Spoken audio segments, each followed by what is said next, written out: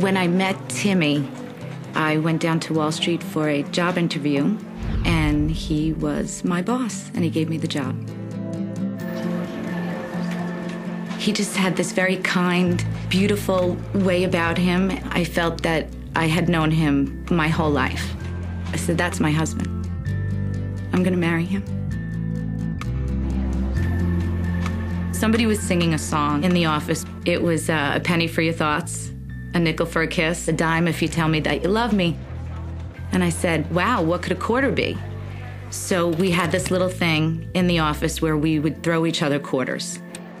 That was probably the biggest form of flirtation Timmy would do. So we would toss each other quarters back and forth.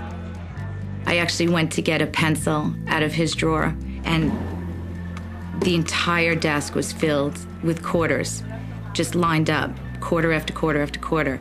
And I thought, wow, he actually saves them. You know, I kind of thought, okay, this could work, this could work. A year later, we met out for drinks one night, and he said to me, I told you that when I was ready to be with you, I would give you a quarter. And he slid a quarter across the table. And I said, well, I don't give it back. So if you give me the quarter, then this is it. And then that was it.